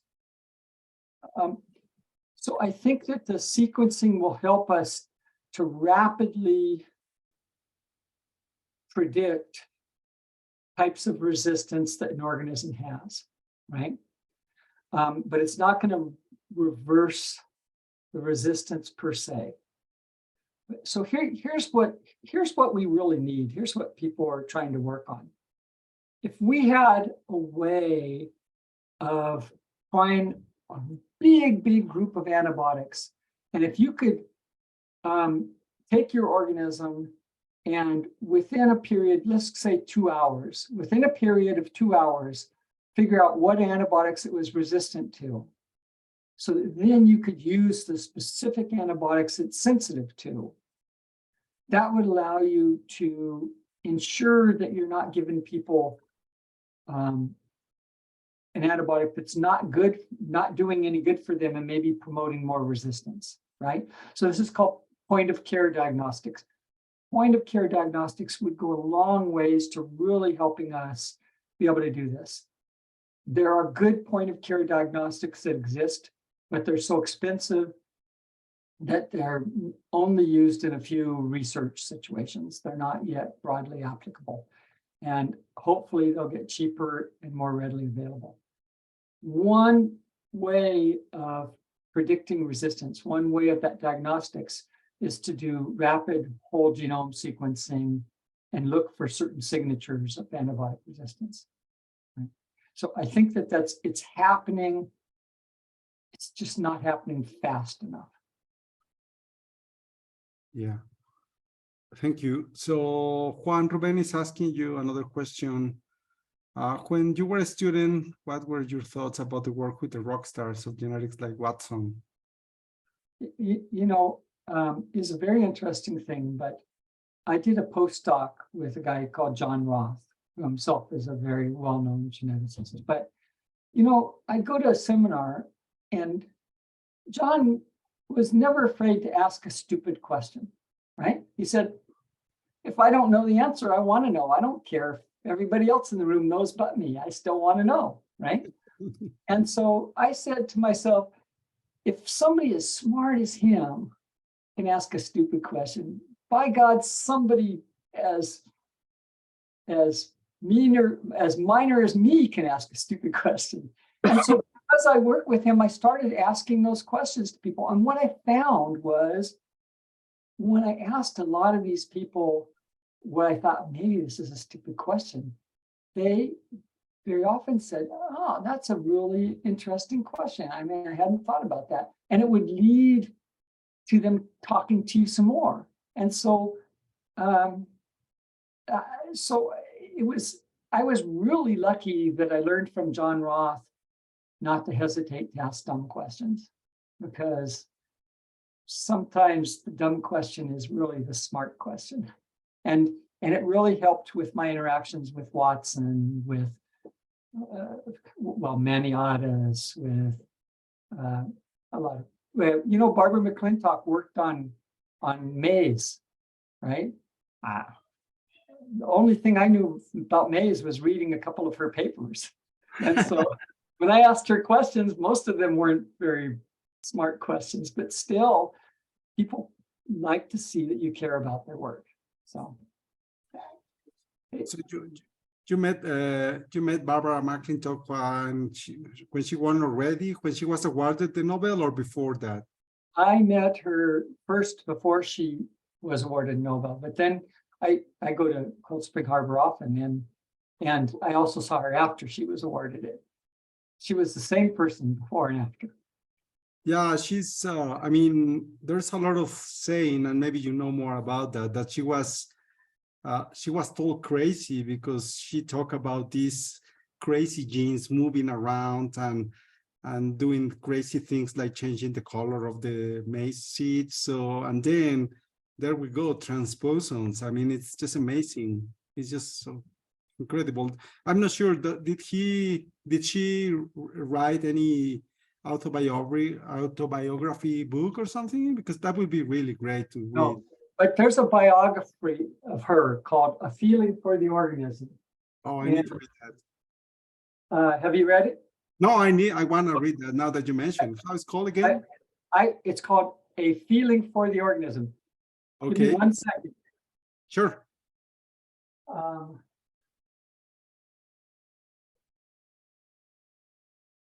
Well, I can't find it right now. And some of my books are at school and some are here. So, but I'll send it to you. I'll send you the author and information on it. It's a very interesting, very well written book. By the way, I have to say, one of the things that there's a book that just came out very recently called The Exceptions, and it's about women at MIT and how they were discriminated against by men. These are not just good scientists. These are really famous women scientists. And this book called The Exceptions by Kate Zerman is very, very good. I really recommend it. If you're a woman scientist, I think you would probably really enjoy their perspectives. And if you're a male scientist, you should read it to make sure you don't do some of that stupid stuff that people did to them. I think more and more, I guess one of the good things of these times is that at least chauvinist people is being more careful about it, because there's so many sad stories like Esther Ledersberg's story. So I was able to find this piece written in Spanish by the Spanish Society of Microbiology. I tried to to bring it here to a Mexican journal, like diffusion, just common like non-scientists to bring her story, but I couldn't make it. But I was still able to share the PDF with my students about Esther's story, and it's just amazing that, I mean, she did so many things. She discovered the F plasmid. We do a whole section of our course about the F plasmid, and the fact that Joshua, I mean, I guess he was a great guy, but he never mentioned her in her Nobel speech. That was kind of nasty, I mean, in my opinion. Yep. Esther Lederberg is another scientist I'm very lucky to have known. When I was a student, I was presenting at a conference. I was sitting in the front row waiting to present. I was pretty nervous, right? And this lady comes and sits down beside me and starts talking to me, and it was Esther, and we became very longtime friends. So great. No, that just reading her story, and I mean, sadly she wasn't acknowledged at the time, but then the fact that she was able to later go back and kept that plasmid collection and all that, that was just amazing. And then she divorced, and then she was Suckers, I don't remember, Zimmer, but she kept her last name, Zimmer Lederberg. So that was an amazing story too. So there's another question from Mario. Hello, it was a great pleasure to have listened to you. Maybe it was not very clear to me, but I have a question about genomics and genetic tools. When do we know that we have reached the limit of genetic tools and we have to resort to genomics? Or could we say that is not that one replaces the other, but that they always complement each other? I think that the last is correct. I think they complement each other, right? So you can do certain things with genomics and you can do certain things with genetics. And when you use the two of them together, you get even greater insight than you would with one alone.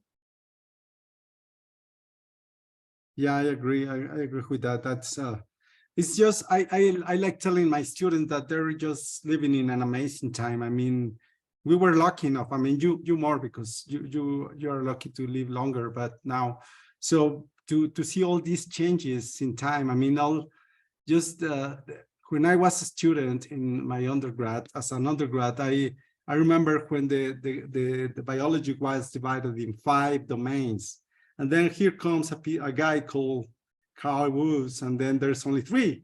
So reduction, and it simplifies things and explains a lot of things. So, and I think you also met him. Yes. Yeah. So Carl Woos was at the University of Illinois in my department, and we got to be very good friends. He was kind of a grumpy old man. Was he? But amazing discovery that really changed the way we think about evolution. So, yeah. Yeah. And then one other guy that I remember, not that you mentioned him, is Tom Silhavi. He was really, really nice. I remember when I went to Cold Spring Harbor, and I was selected to present my PhD work in front of the audience, not as a poster. So I was so nervous. And you remember there's this huge picture of Watson in the wall, like staring at you. And then you have all these great scientists, and Tom Silhavi was in the audience, and many others, because this was I think this was the 2000 meeting. And I was so nervous. And Jose Luis, my Puente, my mentor, he saw that I was so nervous, and he said, if you want, I can give it. And I said, no way, I'm gonna try to do my best. And he even asked, I think it was Andy Campbell, he was coordinating the session. I think he works with Vibrio. And I made it, but I was really, really nervous. Eventually, we submitted my work to Journal of Bacteriology, and Tom was, because he was so nice, we asked him to be we asked him as editor, and he was really nice. At the end of my speech, he was really nice, and all other people. So, like you said, I mean, it's just nervous, and presenting in front of all of them was an amazing time. So Antonio, I assume your students all know who Frank Stahl is. I want to believe that. So, Okay. So maybe we can ask them. So, Well, do you I'll guys just remember? Go ahead. Go ahead. I'll just comment. So Frank Stahl was he played a key role in understanding how DNA replication occurs, how it divides, right? And he notoriously is very high expectations of science. He did not, he scolded famous scientists for not using the right word, right? And so my very first time as a student talking at Cold Spring Harbor, Frank Stahl is sitting in the front row. The people before me who had talked, which were senior professors, he asked a lot of really hard questions. And I've got to get up there and talk now. And I was really scared, but he ended up liking my talk. And it's just like what you said about Tom Sahabi. We became lifelong friends. And it's one of those kinds of things that, as a student, you're in a really, someone asked before about how I got to know those famous people, but if you meet people as a student, you're not a threat to them. And they really very often enjoy mentoring and sharing ideas with you. So it's a wonderful opportunity. Wow, you were lucky to meet him. I mean, I was impressed. I mean, they weren't given a bigger prize, but because it's still these times we talk about the most beautiful experiment in science. And I read that John Kearns was the one who said that. I think it's in this book that John Kearns. Did you meet him, John Kearns? I know I don't. Kearns is one person that I would have loved to have met and never did. He had moved to Australia when I started going to Cold Spring Harbor. Oh yeah, that's kind of far. Yeah, but I was showing you this one. So I have my collections of books. Of course, yours is in there, but this one is just the other one that I really love is let me show off. So Jorge Vidal suggested me this one. It's really, really good. And it was written by Maclean McCarthy from the transformation principle. So that's just, it's how they tell the story and how we always believe, and I tell my students this, that we believed it was only one experiment. It was a hell load of experiments. I mean, to get into that. So it's also surprised me that Avery never got the Nobel Prize. I mean, it's just amazing. His discoveries, their discoveries were just amazing. Yes. And bring us to define that. I mean, the DNA, we always talk about this day, about the DNA day and the structure, but all the load of information that directed that the DNA is the key to hold the genetic information is really all these things. So it's just amazing. Just incredible what we have seen all these years. And I mean, you being there in Cold Spring Harbor, and I know you were one of the organizers for these genetic starters of this genetic course. That's really cool. I wasn't there when Watson gave his talk 70 years ago. What's that? Sorry? I wasn't there when Watson gave his talk on DNA structure 70 years ago. So just to set it straight. No, I mean, come on. But I mean, even at that time, can you imagine? I mean, if you were able to go back in time, and it's like, that would have been just great to be in that time. Like, you remember that old TV show about the tunnel of time? And then I mean, I don't want to go back to the dinosaurs times, just maybe to be in that auditorium and listen all that would be great, just to go back in that. So. But still, I mean, not to go back in all this and think the old times were better. I mean, like I'm saying, these days, I mean, just being able to sequence one cell at the time, it's just amazing. Yes. Yeah, so that's just great.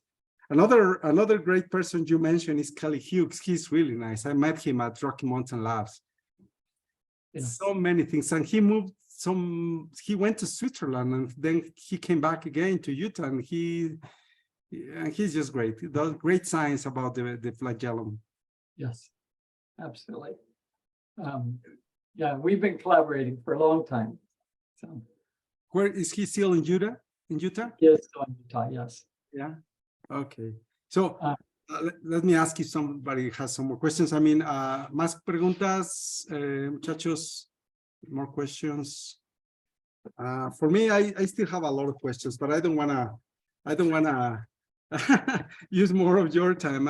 It's really a pleasure for us to have you again, and I sincerely hope that you eventually come here. Yeah. Yeah, if anyone has a question, I'm happy to answer by email. My only caveat is I always tell people, if I don't answer you within 24 hours, send me another email, because sometimes there's just so many emails, you just don't get to them. But yeah, it's really wonderful to have a chance to talk with all of you. And I think it's such an exciting time that all the students are in terms of what you can do and the way you can really impact the world. So yeah, it's an honor for me to have been able to talk to you. Thanks so much.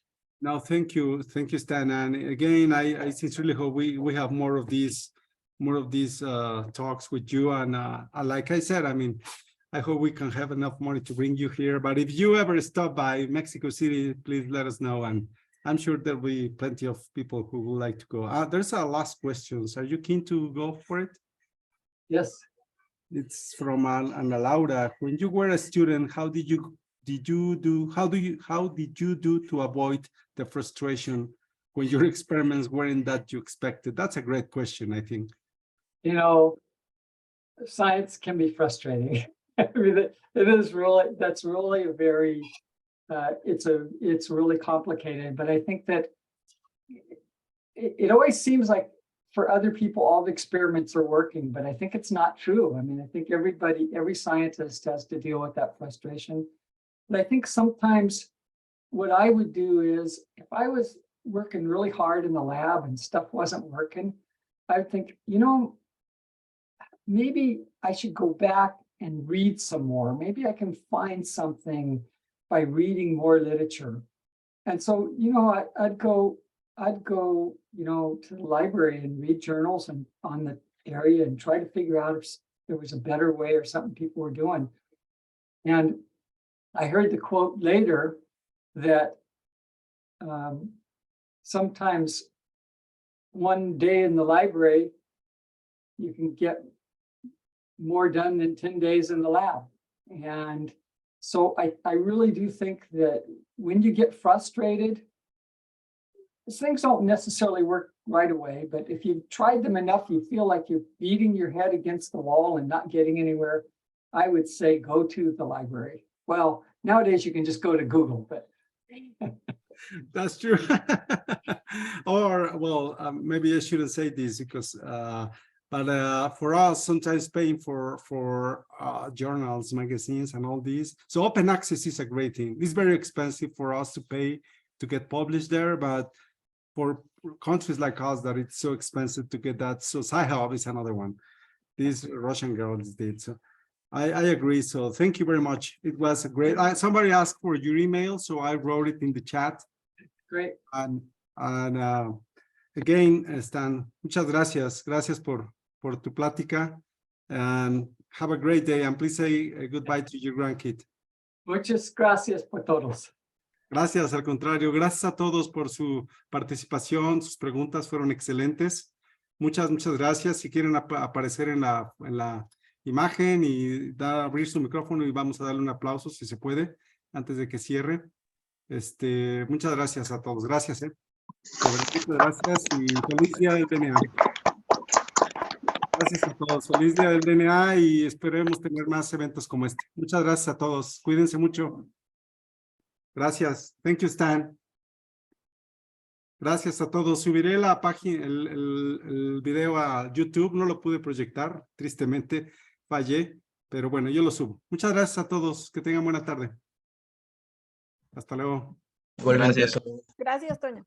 Hasta luego. Que estén muy bien. Hasta luego. Adiós. Que les vaya muy bien. Gracias. Gracias a todos por su participación. Hasta luego.